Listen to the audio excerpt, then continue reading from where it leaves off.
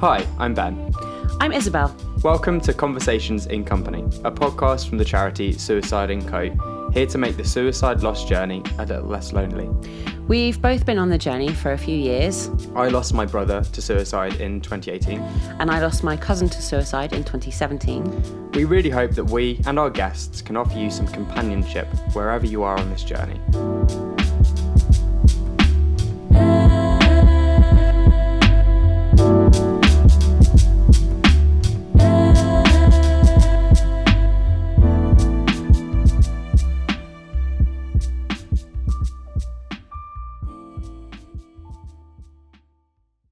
So, Isabelle, season 2. Here we go. We're Season back 2. again for more chats with you about suicide and our suicide journey with Suicide&Co. How are you feeling about the reaction we got to season 1? It sounds like it's been great, which I'm really pleased about, because I feel like early doors.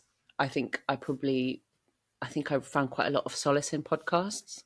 Oddly, not just like grief podcasts, but like just also the process of being able to listen to something while doing something else that kind of like calmed me a little bit. So I'm really pleased that this is my way of paying that forward. It's a really nice thing to be able to do from my point of view, because it's almost, I remember, all the messages I was getting about season 1 were, it feels like I'm listening to a friend talking me through what I'm going through. It feels like you feel less alone. And it's a really just an accessible way for people to sort of feel like they're heard and part of this conversation. And I know when I was going through, losing Sam, I really missed out on getting this really nice, relatable, soft, chatty way of dealing with some of the stuff that I was going through. So yeah, amazing response to season 1, and that's why we're back for another season 2, where we're going to be talking about all of the different aspects and ups and downs, mainly the downs of losing someone to suicide. Actually, I don't know if there are any ups, but we're going to be talking about all of those things and trying to deliver it in a relatable and friendly way. And obviously that's why it's called Conversations in Company, because we're here, we're your company, and we're going to be chatting through our experiences and the experiences of losing someone to suicide. And we're really glad to be back for another season. Yeah, excellent. So this episode, we're going to be talking about stigma. What is your thoughts on the word stigma, Isabelle, generally? The word stigma itself is actually quite ugly because of the G and the M in the middle, but it's really funny, because I think like there's so few things that are like historic. There's so few things that are still like stigma or taboo to talk about. And I feel like suicide is probably one of the last bastions, Yeah, and like it's people are holding so us open strong, about isn't so it? much. Yeah. It is, and it's one of those where loads and loads and loads of things are stigmatized in society, but it's that when it comes to suicide, it just feels like it's so much deeper than a lot of the other ones. There's lots of conversations we have that are embarrassing when we compare mental health to physical health. Like very often, I've heard from people that have bowel problems and IBS, and that's incredibly stigmatized, talking about like digestive health. Yeah.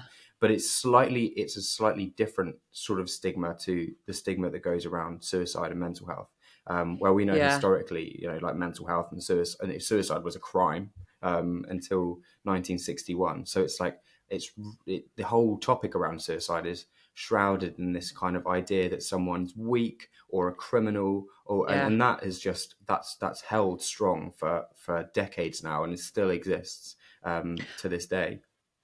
I think also like any kind of stigma about or like embarrassment about like a body issue or something, there's kind of like this like ickiness of like someone being very open about like shitting or but I feel like there's a kind of a dark, and I understand this, like it is dark, a darkness that like presents itself with suicide that's like both about death, which we're still quite like, we still have big problems talking about death in general, but then the bigger issue of like someone killing themselves, like what that presents to like us as like with the darkness that entails, what's outside of that, what's on either side of like the reason someone did it, how, how did Mm. all of the things. And so it just, and I think a lot of people struggle because if they've never experienced someone dying by suicide in their like close circle,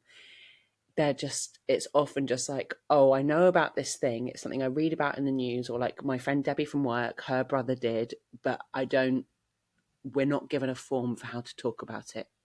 Hmm. There's not even a like, Yeah. I'm sorry for your loss when your nan dies. It's like, oh, like you can feel it, like people are like, well, I don't know what to say about that, and I don't Yeah. also not want to engage with it. There is an awkwardness, isn't there, about talking about it? There's an awkwardness not only as well from people talking to you about suicide because they think, oh, that's just beyond what I can comprehend. I don't know what to say. But Yeah, actually, as someone that lost someone to suicide, you pass a lot of that stigma internally.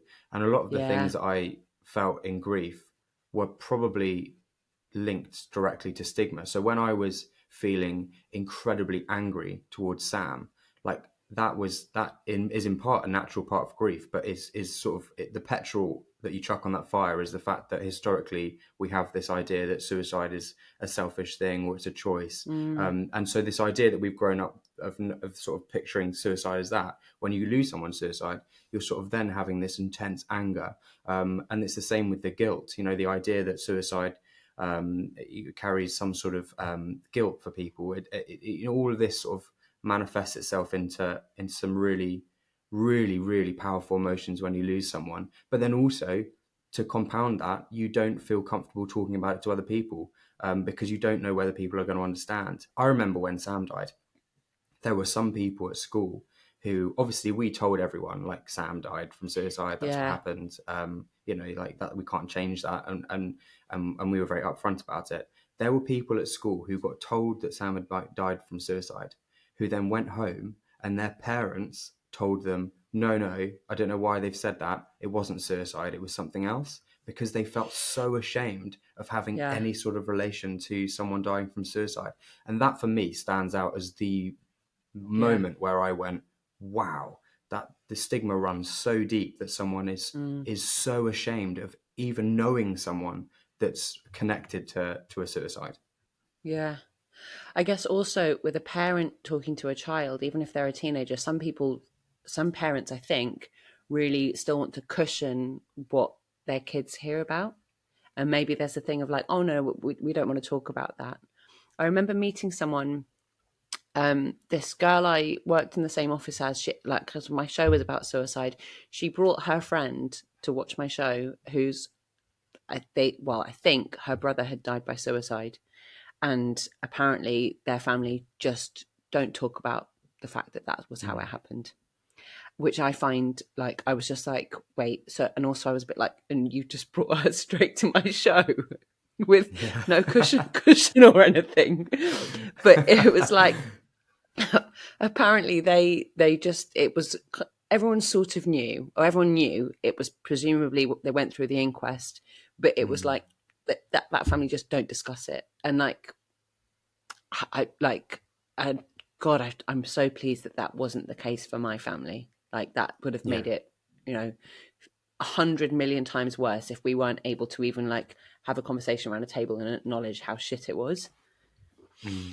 And that's what you Um, lose, don't you? You lose that support when yeah, you can't talk about it. Because if it's sort of tense, and I imagine there'll be people that have experiences that are listening to this where some people have sort of rejected the idea that it was suicide. And for you, that must yeah, feel quite isolating, and intensified the stigma that you sort of understand as well. yeah, So yeah, I can imagine that's a really, really tricky situation to be in when mm, people are just rejecting the idea that it was suicide, because of not only because of the stigma that exists, I guess, but also because people just don't want to accept that suicide is something that happens and that people yeah, can be, potentially can actually do. And I guess it's so difficult to understand.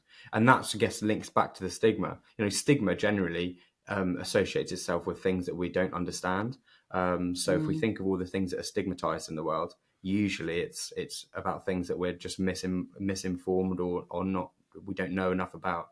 And suicide obviously is something that is incredibly misunderstood and lacks a yeah, lot of awareness and understanding around. So that stigma just breeds, and it's so difficult, and it must be really, really tricky for someone that feels like people aren't accepting what the actuality of what's happened. Yeah. Yeah. So stigma stigma in itself as well. I do quite a lot of work around stigma, and we talk about stigma quite a lot in some of the courses I run. So there's stigma comes under the banner of prejudice, right? So there's prejudice. If we sort of map out the definition of stigma, there's Yeah. prejudice, which is sort of the title, and then you have stigma as a subtitle, and then next to stigma you have discrimination. Stigma is negative attitudes Yeah. towards a topic or something, and discrimination is negative behaviours. So actually, when we talk about stigma, what we're talking about is prejudice, and as we know, prejudice can be about any sort of topic or person or thing. But so it's important to remember that when we talk about stigma, we're talking about negative attitudes towards something, and then if we're starting to talk about behaviours, we're actually get passing into the realm of discrimination, and that's an Yeah. important aspect of this as well. Is that there are lots of negative attitudes towards suicide and mental health, but actually in everyday life there's a lot of discrimination as well, and negative behaviours that are shown towards people that have lost people to suicide, to people that have attempted suicide, and that's why this topic in this conversation is so important, because actually for someone that's lost someone to suicide, experiencing that discrimination and that stigma yourself is really, really, really difficult. Yeah. Yeah. Yeah. Yeah. It's also, if it's I mean, discrimination, like it's something you'll experience possibly for the first time, like, not Mm, for everyone, but like for the first time, you're going to have to go through a conversation which is difficult, is like where your kind of your own feelings are marginalized a little bit. um and I think that's probably plays into it as well. Like it's not just dealing with the grief of like a big death. It's like yeah. having to navigate something which is quite difficult as well. So Yeah. there's not only the stigma that's coming from other people, but you having to manage that. And I think that Mm, also plays into like what is already a very difficult time, but like having to tell your boss at work, or having to tell your friends, or acquaintances. That's arguably the worst one. You're like, oh god, yeah. I just remember being like, I went to my friend's art, like opening of her art exhibition, like a week later or something. And I remember there was a couple of people I knew from uni, but not super well. And they were like, hey, how are you? And I was a bit like, probably not looking my best, and Mm, was like, oh, yeah, because I was sorry, I just had a bit of a family death last week. And then like told people, and it was just like, oh God, like she used to be yeah. fun. And like then what Yeah. that what that looks like, how that feels like in a room of people, or in a room like in an office of people, and how alone you feel in that moment. Mm. Where do you think that stigma that you were facing comes from? What, like that sort of feeling of awkwardness that you had when you were talking about this to people, and that awkwardness that felt the word suicide had. Where do you think that came from, I mean, I or where think do you it's think it? obviously like historically, like historically, and obviously did we it was a crime until Yeah, 1961. 1961. Yeah, and obviously the reason it's committed suicide is because it was a crime, and so you've committed homicide or Yeah. suicide or whatever. um but obviously that committed word still exists in our language. Hmm. I think for most people, unless you've experienced a suicide loss, most people Mm. still say committed suicide, or you work in the sector. Yeah. Even people um that have lost people to suicide still use it, yeah. because it's so ingrained into our language, Yeah. and it's really difficult actually when you're talking to people. And I talk about this to a lot of people, and you'll say, "Oh, yeah, we don't use that word anymore. Yeah. It's just not a word we use anymore." And they'll literally meet you with, "Why though?" And you're like, "Oh Yeah. well, so it was a crime until 1961. People weren't being able to be buried. They lost access to all of their estate. They couldn't look after their own finances because it was stripped of them by the state because they'd committed this Yeah. offence. Their family weren't able to have life insurance policies. They were they were shunned from society for having a relative that died from suicide. There's this Yeah. incredibly dark history I've when it even came to suicide. I've challenged people about the word and said that's that it's now died by suicide, or like, Yeah. any number of other ways you can say it however you feel. I think it's fine to say they killed themselves, like if that's how you feel about your person. But and I've been met with, no, I think it's actually like, it's just ingrained in our language and it's just become part of it. And like, I'm like, Yeah. okay, sure, like, well, Yeah. I know. that's not how I feel. I know, it's classic, isn't it? But then it's such a simple change that can make such a Yeah, massive deal, because we're by changing the word committed and rejecting that and not using it, we are basically rejecting how we used to treat yeah, this illness. And from my point of view, when people use that word, they're not aligning themselves with the idea that suicide should be a crime. Like, of course they're not. no, But just by not using it, we're just turning that page and rejecting the history of yeah, it and saying, actually, we've moved on and we've changed things and we're looking at it in a different way, and we've grown up as a society and we've matured as a society to look at this in a slightly different way. And it just, yeah, every time someone says it to me, I just feel this like sting where I'm like, oh, yeah, we just need so much more to change for people just actively reject the past and how we yeah, treated people in the past, which was, we treated people so badly in the yeah. past for this awful, awful thing that's happened to them. I think, to be honest, though, sometimes it slips out of my mouth. Just Same in here, like, same. it is ingrained. Like, and I do get it, and it's a change that you have to actively engage with in your head, like constantly, and Yeah. like just in a very fleeting conversation, like I'll hear myself drop it. I correct immediately, but it's definitely something that I don't like. It's still there, you know. Yeah, it's so true, and it's like anything, isn't it? We're allowed. I think we live in a world now where there's a lot of language changes, and I speak to a lot of people, particularly around like pronouns and all of this, and people just sort of won't put the effort Yeah. in because they just think it's too complex. But not a single person I've met that is affected by language will worry if you make a mistake, or say the No. wrong thing. Like, as Yeah. long as you acknowledge you've said the wrong thing and you work on it, it's a learning curve, and like, we're all on that learning curve. Even if you've lost someone suicide, you're on a learning curve, right? A big, very, very steep, disgusting glacier of a learning curve. Yeah. And it's important that we sort of give ourselves a break and sort of identify why it's important to use different language. What? Yeah. There's one thing that I'm always a bit like, I find that the people who are most likely to be, and this is a broad generalization, the people who are most likely to be like who block that change a little bit, be like, I think it's probably okay, or like, oh, I don't really like changing someone's pronouns is really hard, are the people who are more likely, and this is just maybe in my circles or in the people that I know, are more likely to be like, oh, are you taking your husband's surname? You're going to be Mrs. Taylor now, and you're like, wait, what? So that you're able to change that quickly when someone signs a marriage document, but you can't move this on, and I That's such just a good find that point, really actually. difficult, like Yeah. We use um different language all the time. We're yeah, updating our language, we're updating how we refer to people. And again, it's just, what, to me, the use of committed is less about the word, it's more about the effort not being put into making that yeah, change. It's about respecting that, actually, like, this is not what we do anymore. I want to see people putting the effort in to not using that and to rejecting yeah, it. And by using the word committed, what you're saying to me is just that you either aren't aware that needs to change, or you just yeah, don't really want to put the effort into to making that change.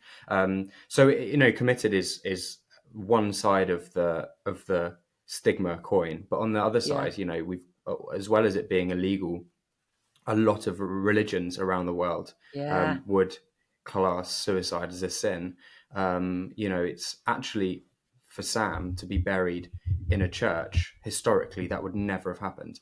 They yeah, would absolutely never have been allowed to be buried in a church. And it's quite unusual for someone historically to have ever been allowed to do that. And now we're in a position where, and I've spoken to religious figures in the church, in Christianity, and Sikh people. There is progress, but deep rooted in the Bible and religious texts and the yeah, Quran, there are very direct rules and scriptures around suicide, that will Yeah. outright condemn it as a sin.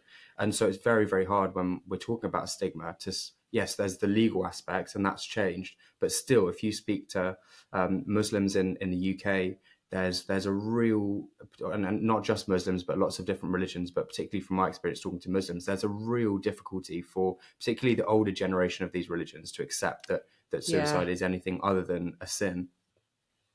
I think, I mean, uh, people who are like not just religious, but like probably leaders in their faith.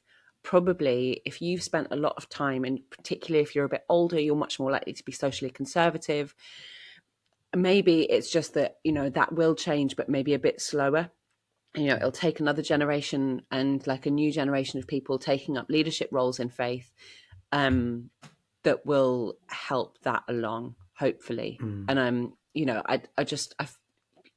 from my own experience, I feel like, anyone who was, an 80-year-old priest when I was a kid is probably less likely to have like a positive or a forward thinking or progressive view on these things than the 32-year-old who is now the like leader of the church that I went to as a child.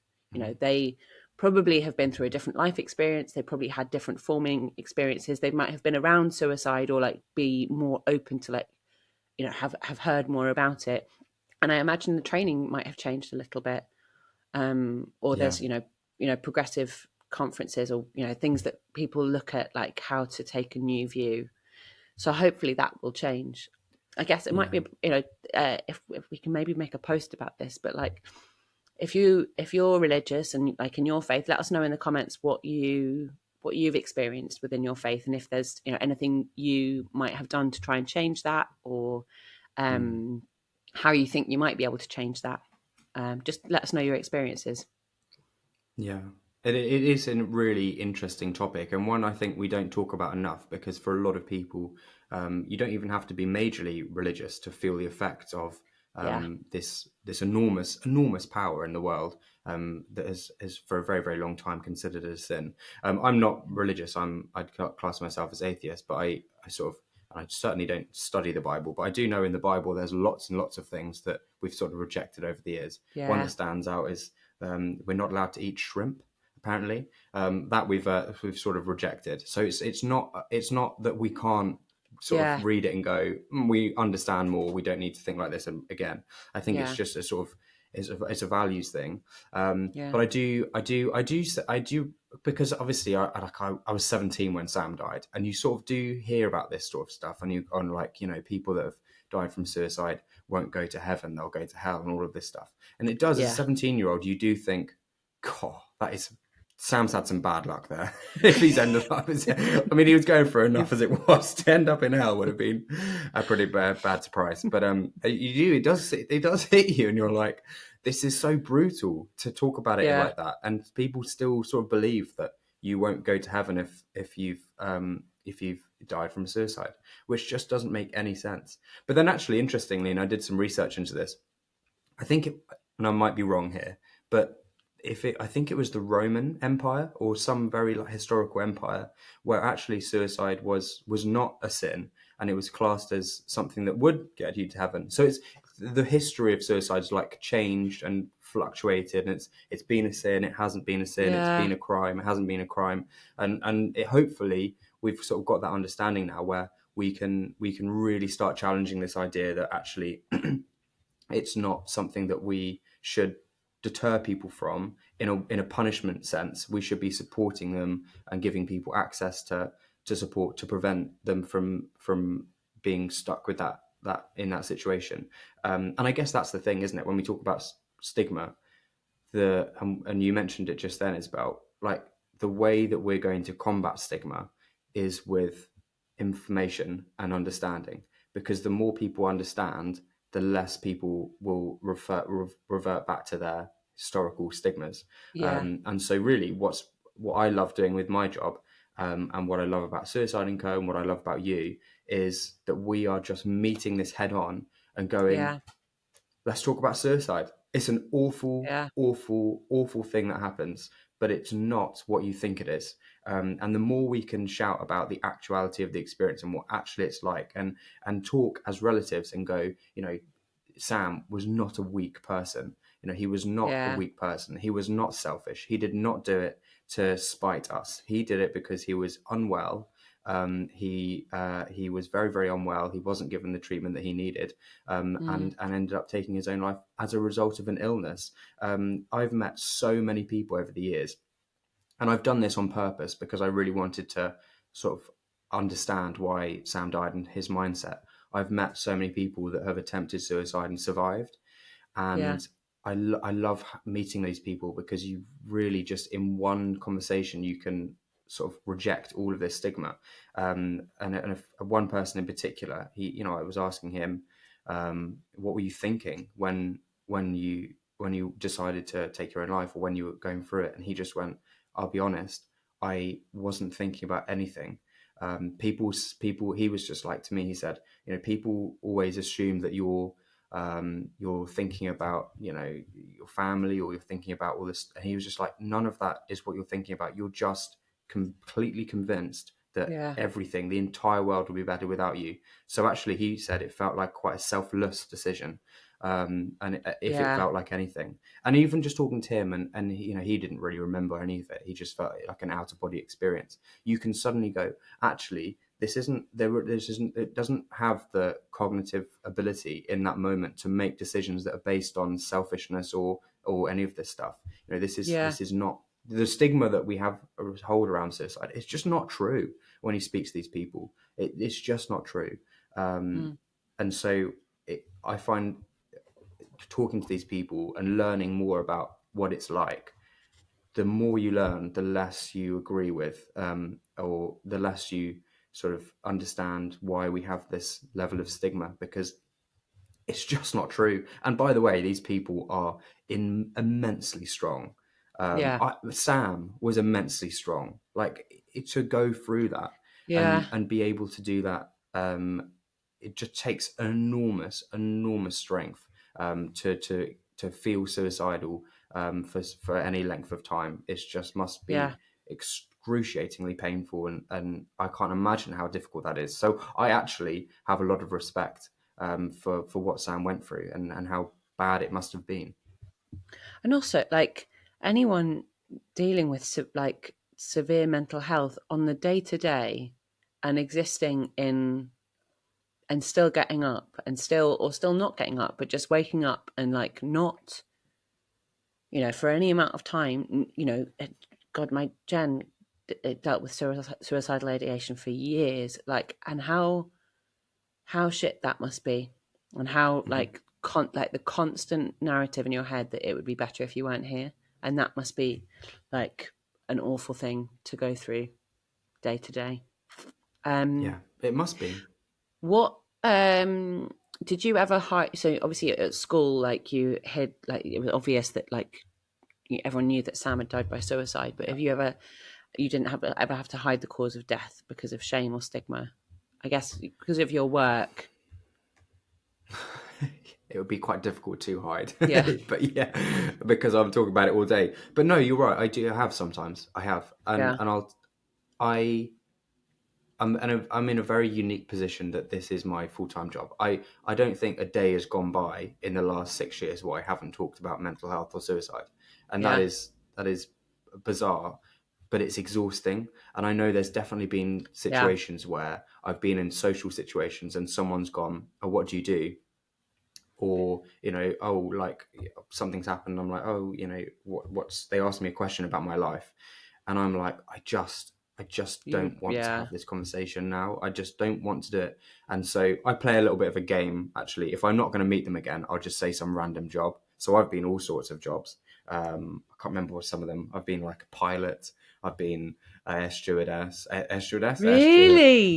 Yeah, because I'm just like, oh, let's just have a bit of fun with this person. I'm never going to meet you Oh, again. that's so And funny, and because I thought you might be like so a it's little bit like opaque. So like I work in the charity sector or something. Like, but no, you go no, all no. out like Where's the fun in that fantasy. though? You've got to go for something big. Like, I'm a Yeah. pilot. and then they're like, "Oh, amazing! Where'd you fly?" And you just have to sort of make it up. It's quite That's fun, so especially when you funny. know you're not going to meet them again. Hopefully, those people aren't listening to this podcast, and they're like, Yeah. "Oh, the pilot's done a podcast. That's weird." And then they've seen you on This Morning or something, being like, "I'm pretty Yeah. sure he said he was a pilot.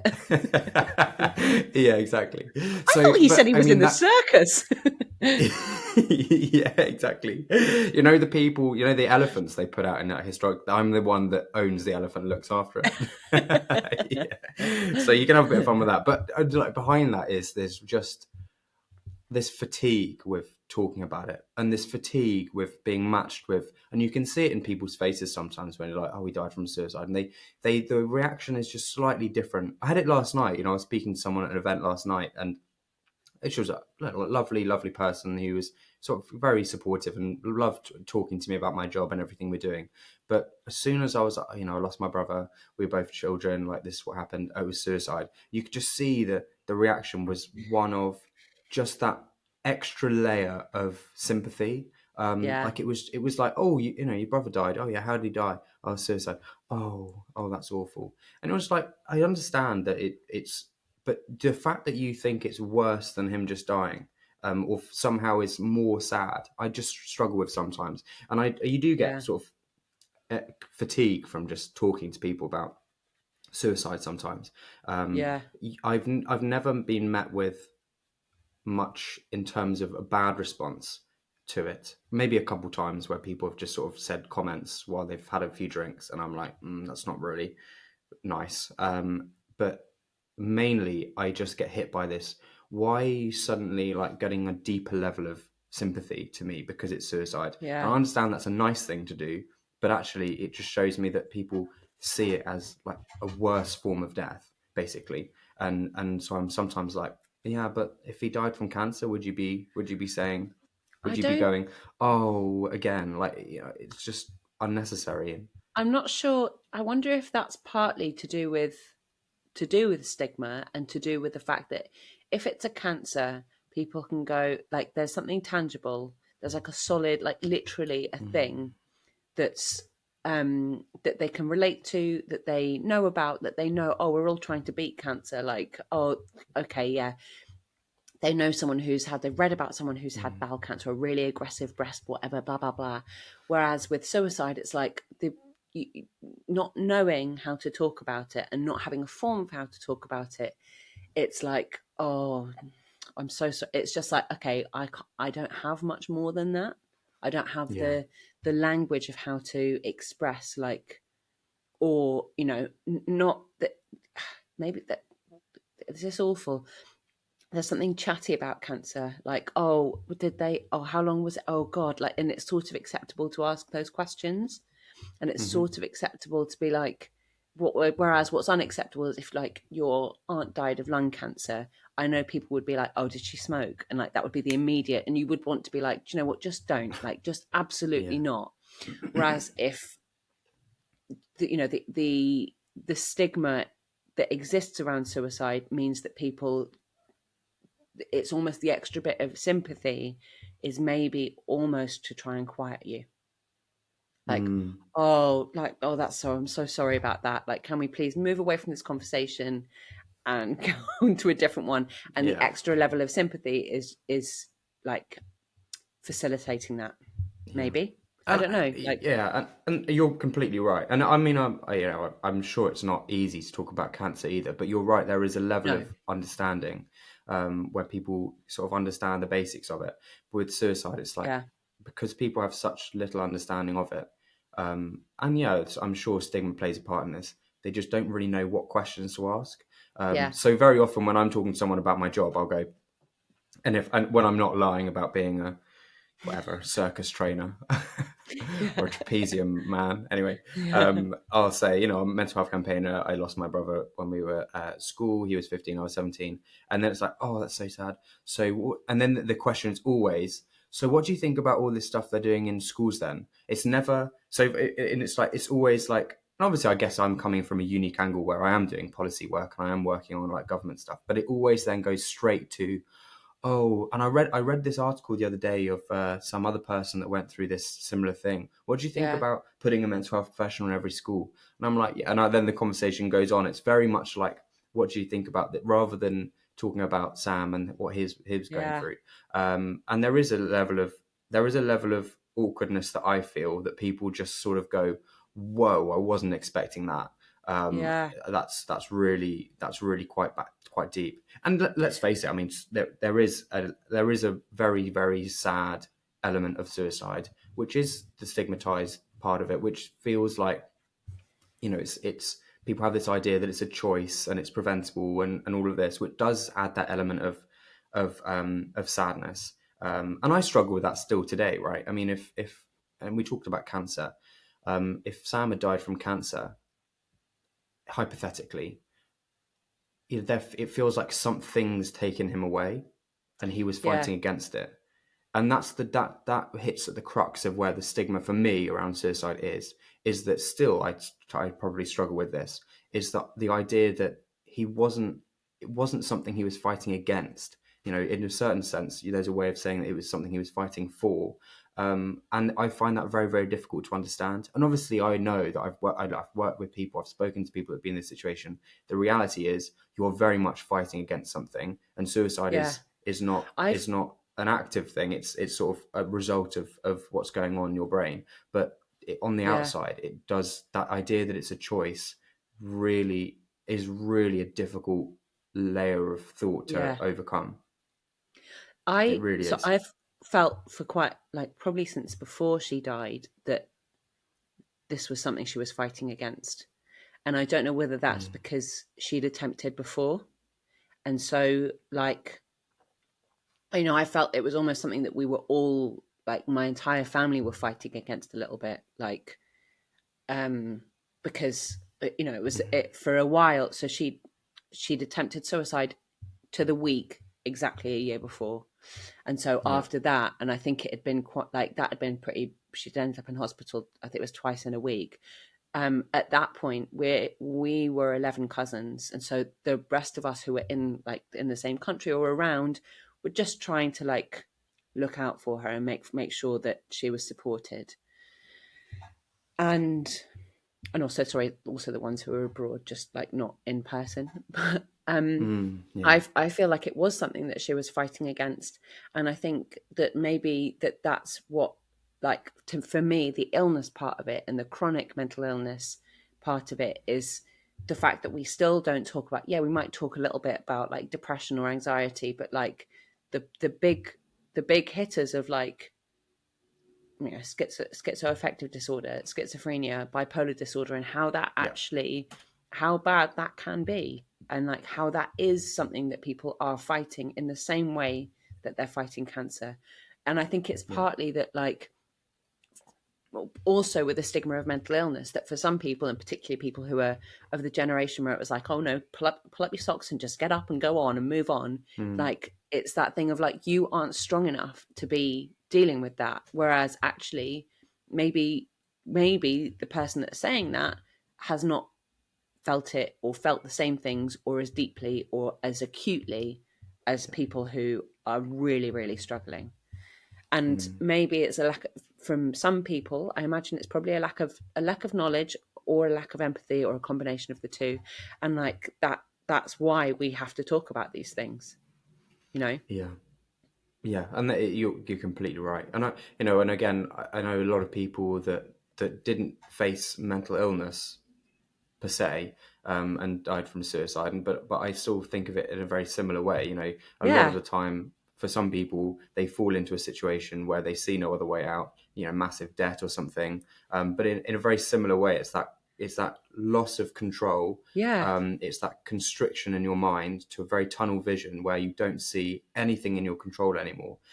So actually, there are similarities with people that have sort of died from suicide or without history of mental illness, and people that have suffered for a long time, and yeah, still it's this idea that it's a choice. Well, it's not a choice, because your brain has literally just crowded around you and tunnel visioned, so you can't see anything in your control anymore. And it's very difficult to understand unless you speak to someone or have experienced it yourself.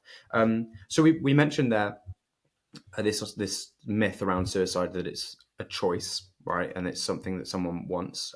Very Yeah. commonly, it's not, and we know that by speaking to people that have survived and hearing from them about what they actually want with their life. What are some of the other myths that we can quickly myth bust around suicide? Oh, that the family members could have stopped it. Yeah. Yes. I That's mean, a or good like, one. why, where were you? Maybe, I Mm. don't know. Sometimes I wonder if I felt that more acutely than like, or maybe that was in my head. I don't know. Maybe that's just a I myth in definitely my felt head. that. Yeah. I Yeah. definitely felt that guilt, that level of guilt that you could have Yeah. done something. But also on that same point, there's a real big myth that I want to get rid of, which is that someone dies from suicide because of something terrible that happened in their life. Yeah. And the idea that they had a terrible upbringing, or they had terrible parenting, or they had some sort of, I'm sure for some people there is historic abuse or something awful that's Yeah. happened in their childhood that's brought on. But actually, for a lot of people, it's not necessary. It doesn't necessarily come from bad household you've grown up with, Yeah. or sort of those sorts of situations. That makes things worse, but it's not always the trigger. Like it can be purely genetic, right? Yeah. And that's a big myth that I come in contact with.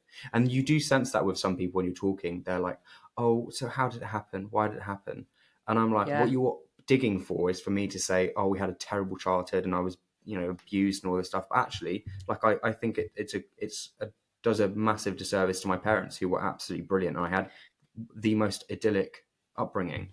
Yeah. And this But idea that something must have gone wrong is I just wonder, wrong.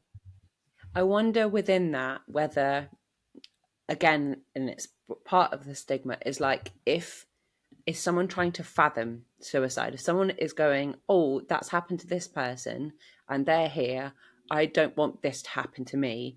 And so let me work out why this happened to them and why it's not going to happen to me. So they say, oh, is it what, why, what happened? So they can find a trigger and a cause and an effect and go, okay, like that will not happen in my life. I will not experience this. This is not something that I'm going to have to deal with after I move away from this person.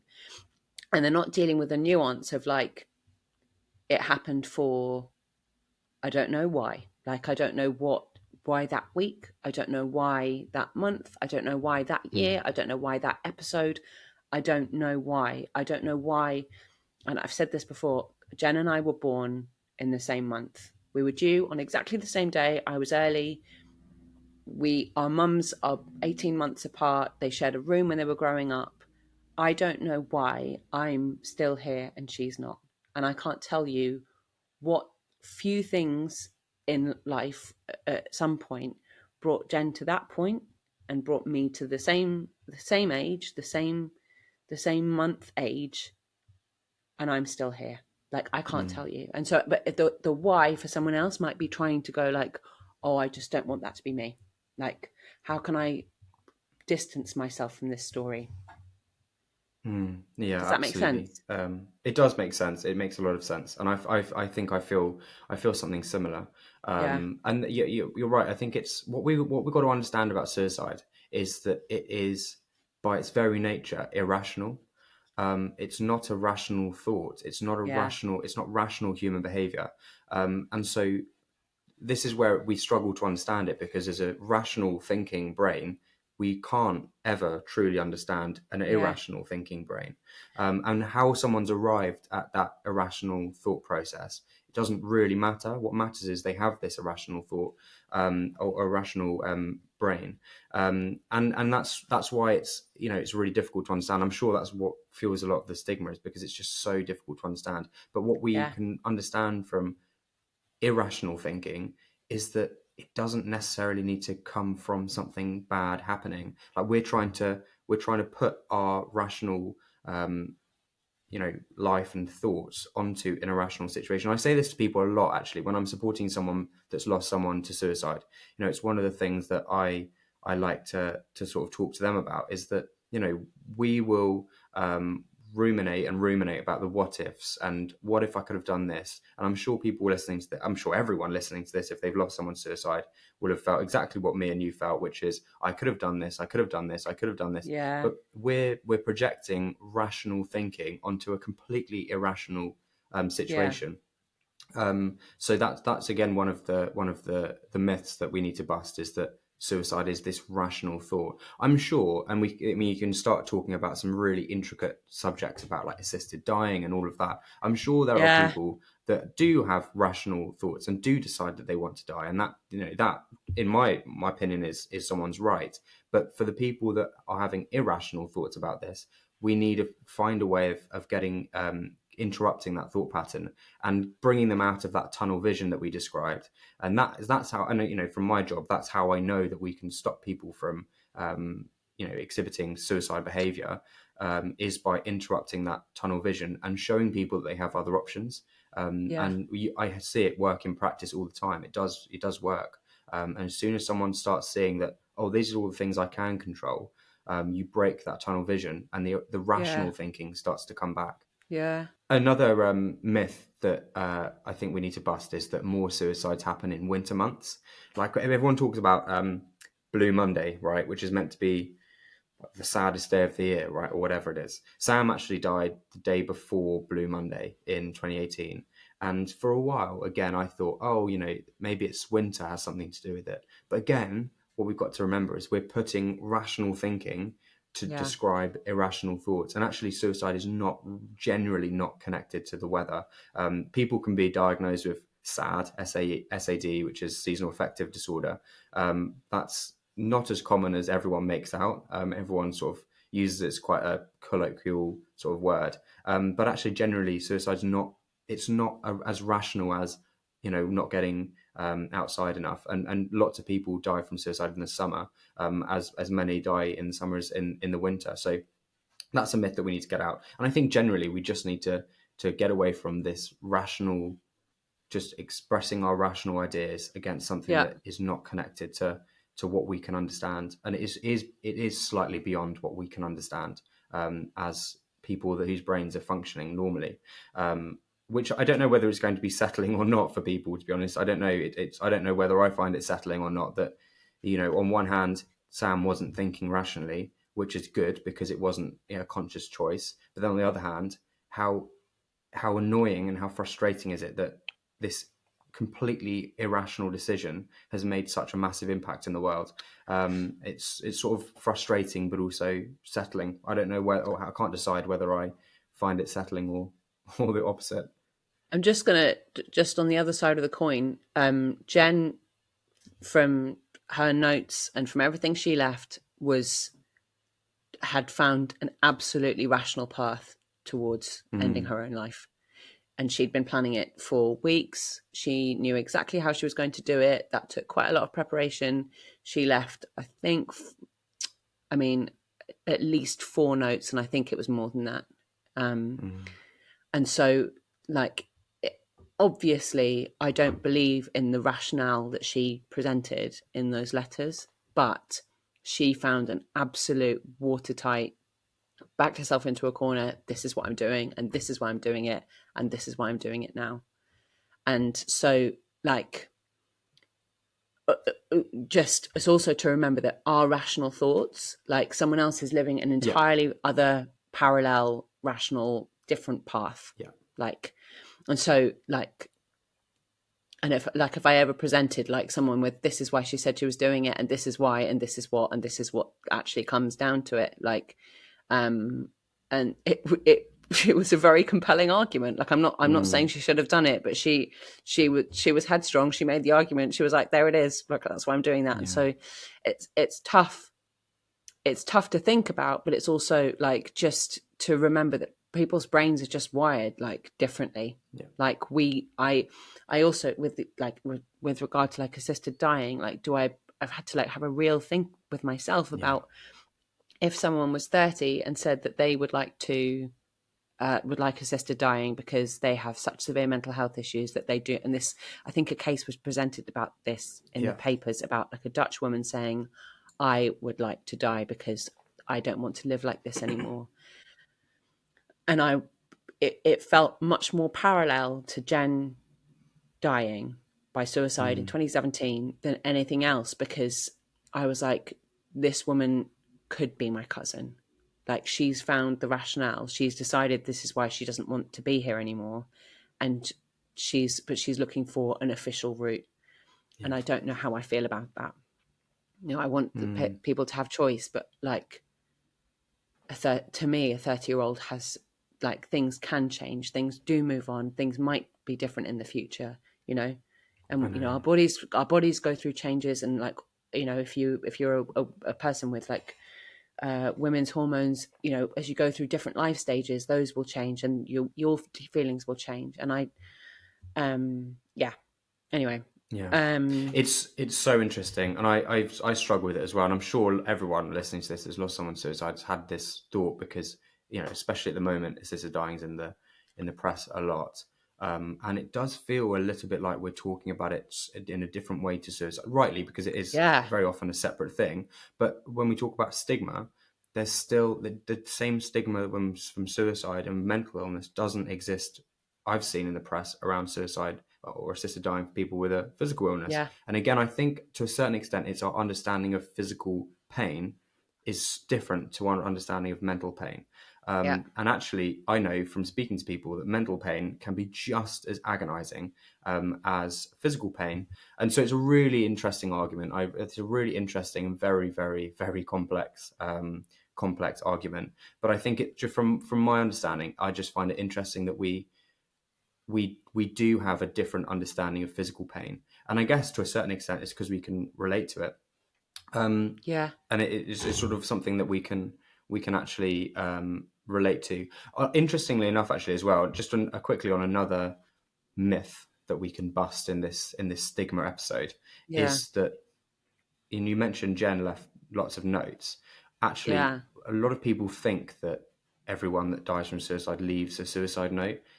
I remember feeling an extra level of Sam didn't care when he didn't leave a note to say anything or leave anything behind. But actually, like 75% of suicides, there is no yeah, note.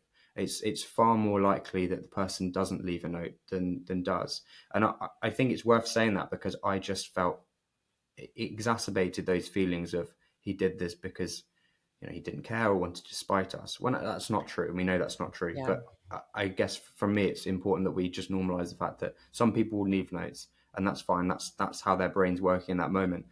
For a lot of people, they won't. And again, it's just sort of understanding, as we've just explored in that last conversation, that everyone's experience of this is going to be individual to them. No two yeah, people's brains are the same. No two people's pathway to suicide is going to be the same. And it's important that we don't lump it all together and look at it as just this one experience that all of these people share. yeah, Jen and Sam's experience of suicide is completely different, and I think that's really interesting to talk about. But mm, also, if in a context of stigma, like how can we have this one viewpoint on everything when it's so different and so unique to everyone? yeah, It doesn't make sense. It doesn't make sense. And I'm glad we're talking about this because it's funny when we do these episodes because you sort of just relax into it and you sort of chat about these things and you yeah, come up with stuff and you think about stuff that you've never really touched before, around around exactly that, this sort of individual experience of it. It yeah. is interesting to just talk about. And I guess because we don't really get an opportunity to have deep conversations about any of this stuff in everyday life, um, No, because we're scared that people don't understand, or not even yeah, scared that people don't understand. Most people don't understand what we're talking about. yeah. Um, how quickly did you get um a professional support? And did you find there was stigma around around having Yeah. therapy or having counseling or any of that? I was the most reluctant person to reach out and talk to anyone. Growing up, I probably, putting aside the younger years of my life, when I was a 15, 16, 17-year-old, I didn't cry. Like I was in the army cadets at school. I was, competing in the army, military events, for shooting. I'm a very good shot. And so I was doing a lot of those. And I felt very like masculine and all that. Terrible at sports, but I sort of got my masculine feeling from just being like, oh, I don't cry, I don't hug people. I'd go and do Yeah, military events and compete for the army. Um, and and for me, like the suggestion of professional support, or even the suggestion of crying in front of other people, was just just totally beyond what I was comfortable with. And now, obviously, that's completely changed. But I went for it, and people that know me and have read my book will know that I went for a very, very interesting experience with my first counsellor, who, to cut a very, very long story short, started communicating with the dead while I was in this counselling session, which was Oh, absolutely bizarre. And then started crying, and so that very much tainted my experience of counselling for a while. And then I managed to find a counsellor that I absolutely got on with like so well, and we spent years working together. It was amazing, which goes to show just how important like a relationship and a feeling between two people is when it comes to counselling. But yeah, I really struggled with crying in front of people, and and this is funny, I would only cry with females, with women. really? So with my girlfriends, they weren't girlfriends, but my female friends at school, like I would quite happily like cry on their shoulder. But when it came to male friends, I've had to work really hard to experience the same emotion, and that's coming from me. And I talk about mental health every day, and I still struggle with expressing emotions to men. My counsellor was a woman. I feel so much Mm, more comfortable, and that goes to show I think there's a real problem with like a real deep feeling I have that I struggle with around experiencing emotions. And that to a certain extent is stigma, that crying's weak. And now, yeah, I'm much better now at crying. I cry quite a lot, which is great because it's what we need to do. Um, it's a body's way of dealing with emotion, but it did not come naturally to me at all. It yeah, didn't, and I really struggled with it. yeah. And How were about you you? having, What was yeah, Sorry. How about you? no, What was your pathway to professional support, and how did you feel about? Probably completely different to mm, me. well, for a couple of months, I just didn't, I was fine. I didn't access it. Was fine. I wasn't fine. Um, and then I went to, my GP signed me off from work because I was having quite disturbed dreams. I told a couple of my friends, I was like, I'm just having these like really bad dreams. And then I told people what was happening to them, and everyone was like, I don't think you're okay. And I was like, Yeah. okay. So I went to my GP and I was signed off sick from work. And I think that at that point I was like, I think I'm going to need to get some help. And so I started looking immediately for like like all the big suicide charities, suicide loss charities, and like the ones that do groups and things. A lot of them won't see you before 6 months, which is kind of fair enough. Or, particularly if you're in an acute state of like not okay, it's not necessarily the best time for you to be going to a group. Um, and did I went to like a local bereavement service, which was absolutely great. And I did have Mm. to. I really had to advocate for myself and be like, "You've not called me back with a time slot yet, and I really need some help." And they'd be like, "Okay." Yeah.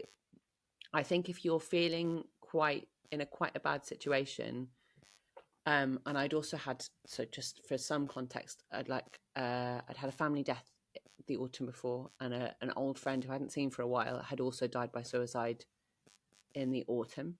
And so I'd had Mm. three things in quite quick succession, and I just said to that on the phone. I was like, I've had three quite major deaths recently, and the Yeah. last one was my cousin, and I'm like, I need some help. And they were like, okay, we'll call you back in the next week or so. And then it would get to 7 days, and then it got to 8 days, and I'd be like, hi, you haven't called me back. I need that help, please. There was not like, my mum's a therapist, like very like open family. We talk about these things, so it was fine for me to access it. And also, like, a lot of my friends were on antidepressants or in therapy, and I think also within being a comedian, people aren't okay. Like, I think there's Mm. something comes from being making that your job. But I did have a corporate job, and so halfway through me having therapy, or halfway through, I got like a session of 6 months, and halfway through, my boss changed. So someone moved on from the job, and someone moved into it, and I just remember having to like walk into my new boss's office and be like, on Tuesdays I need to leave at 3:30 because my cousin died in January, and I have therapy at 4 p.m. Mm. And he was actually like a kind of, you sort of know whether people are going to be okay or not. And like, I was also paid by the hour, so it wasn't like I was charging him for the time. And he was actually really, really nice. But like, telling a group of Yeah. management management accountants, people would be like, "Where are you off to? Why are you leaving?" Like, Mm, and that was yeah. always a little bit of a like, "Why'd you leave early on Tuesdays?" Like, you're like, Mm, I go to bereavement counselling because my cousin died in January. And they'd be like, "Oh, that's why you've been yeah. quiet." Like, Yeah. And there is to bring it back to stigma, there is this stigma that someone going to bereavement counselling or seeing a counsellor is not coping and yeah, or not doing well or is has a problem. But actually it's so funny because I of think the they're the people ones who that are, are struggling, they're probably the people that yeah, have got their stuff together, right? yeah, And it's the same with crying. Like there's this idea that the person that's crying, especially in public, where everyone has this. Because yeah, I've cried in public, and people are just like, oh no, no, no, no, that is that. Do we call the police, right? And yeah, it's just like, it's like actually. That I'm crying because I'm okay and I'm coping with yeah, my emotions. If I yeah, was sat in my room like drinking like I was doing at uni with my yeah, friends and like just ignoring it and trying to be stoic, and that's me not being okay. Like me crying in front of you is actually me coping and doing a good job at like coping with this awful thing that's happened. So that I guess is it's that's the funny thing about stigma is this complete misconception of all of the stuff that we need to be doing, and it's so yeah, unhelpful because I wish I didn't have to do so much work to be comfortable with crying, yeah, and comfortable with talking about difficult things. yeah. But as we're sort of we're moving towards the end of the episode. Obviously, we've spoken a lot about stigma, but what can we do? What can we do to get rid of that stigma and sort of start combating it and doing that? Obviously, you've got your brilliant comedy show Ellipsis Yeah, that you ran. Like, yeah. what can we be doing to combat stigma? God, I mean, I think other than just like talking about it, which like I know that's easy for me to say at this stage, 7.5 years in, and like, having made it, made it part of my life and part of my career. But I think it's also challenging. So, I mean, and it's hard. Like, you don't have to have the strength to do this, but like, if someone says committed suicide, I am like, just FYI, like, we don't really say that anymore because it used to be a crime. And so it like adds to the stigma and just explaining that really gently to people and like, not in a like, please don't say that, like, but just be like, hey, like, that's not okay. Or like, hey, just FYI, like, it's not, we Yeah. don't talk about it like that anymore. Um, and just and it like take do that when you can. If you can't on a particular occasion in a particular conversation at a particular moment, like, the world's not going to judge you. Like, look after your own self in that moment. But like, I think also just talking about it, I think if you've experienced suicide loss, like, I think more people should be aware of like Hmm. what that looks like individually, like as a group. So, make sure, on your own terms, but like let your colleagues know and just be like, hey, look, my whoever died by suicide a couple of months ago, and I'm going through a bit of a rough time. Like, if you can, and that's obviously really, really tough, and it's a really difficult thing Hmm. to experience in the workplace. But like, ask HR. Like, if you work in a normal organization, just say to them like, how can I address this? Like, can we offer some training? Can we offer, all of those things that you can do if you Hmm. work within an organization? If you don't, or if it's part of your university, or if you're in an organization somewhere, or in an institution somewhere, be like, hey, what can we, this is my experience right now, this is how I'm experiencing it within this place. Hmm. Is there something else we can offer? And Mm. if you're a freelancer, make a show about, no. um Yeah. Yeah, exactly. I think just being able to like, on your own terms, be as open as you can at as many points as you can with as many people as you can. Mm. Absolutely. And I agree with all of that. And I think the way we combat any prejudice, because that's where stigma comes from, it starts with ourselves first of all, and so Yeah, we've got to understand why our own perception of where our own perception comes from, and that goes for any subject. I mean, that goes for racism to a certain extent. Is it starts with ourselves, particularly and with suicide, like questioning yourself. It's like, why am I using this word, or why do I feel like this about it, and really sort of investigating how you feel yourself.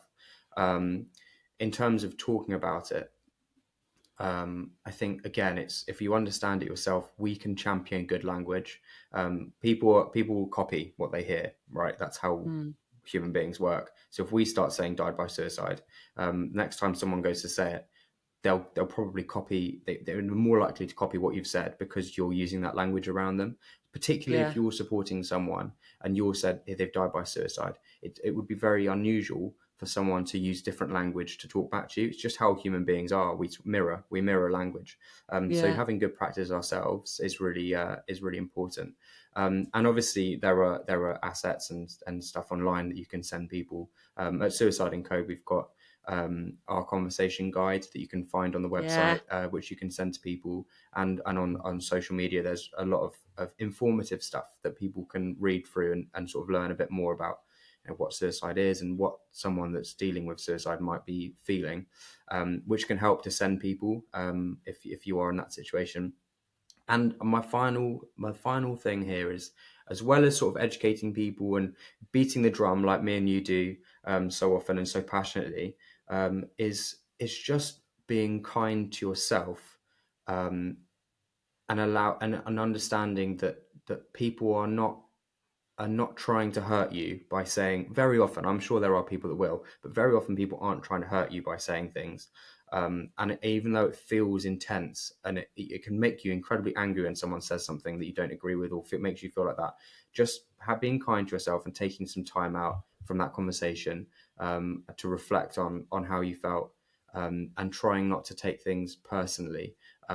Going back into that conversation, just educating someone, which can be quite a scary thing to do because we're not good at criticizing other people. But it's just a case of, I just wanted to say, and I honestly, I'm okay with this. I know you didn't mean it, but this thing you said, it's not really what we say, and I thought you'd appreciate knowing because you wouldn't want to hurt anyone. And I know it's not what you wanted to happen. I just thought you'd find it helpful to know that that's just not something that we say. But and so you can dress it up in quite a nice, polite way that people appreciate, but trying to sort of be kind just and do patient. it as British as possible. Like, basically, it's all my fault, but yeah. Like, no worries if you can't, but could you possibly just not say that word, please? Like, we've got to fly the flag somehow. Like, but it does make it slightly easier. I don't want to bother you, like. Kind regards. It's all my fault, but I felt this way, and you should. Yeah, exactly. It's a classic. We've got to fly the flag for Britain. I imagine you go to other countries where they'll just call you out. They're like, "What did you just say?" Well, not us. We don't do that. Say that to a Dutch person. Like, actually, no, you've used the incorrect word there. Like... so upfront. But we can dress it up in a way that makes it a little bit less intense for us to say it. Because I know I'm terrible at calling people out on their language. Yeah. And it's a slow process, but we know that there's been a lot of change over the last few years. We are making progress, which is obviously great to see. And it's conversations like this is so important because it can feel quite difficult thinking about suicide and talking about suicide because of the stigmas that exist. And the more we talk about it and the more understanding we have, then the better it's going to be. So there we go. That's our little brain dump on stigma and all its different forms and how it's interacted with our life. And it's not fun. No. It was a fun conversation though. It was a fun conversation. That's what we try and do with these conversations is talk about something awful and make it a little bit more, a little bit fun. But anyway, join us. I guess join us next time for another fun conversation about a not fun subject. Thanks so much for listening. Conversations in Company would like to thank Acast, our wonderful guests, and all of you listeners. Thank you for your generous support. Please rate, review and subscribe or send a link to someone who might need it. Remember, you can go to our website to check out the various support services available through Suicide&Co. We'll be back with another episode soon.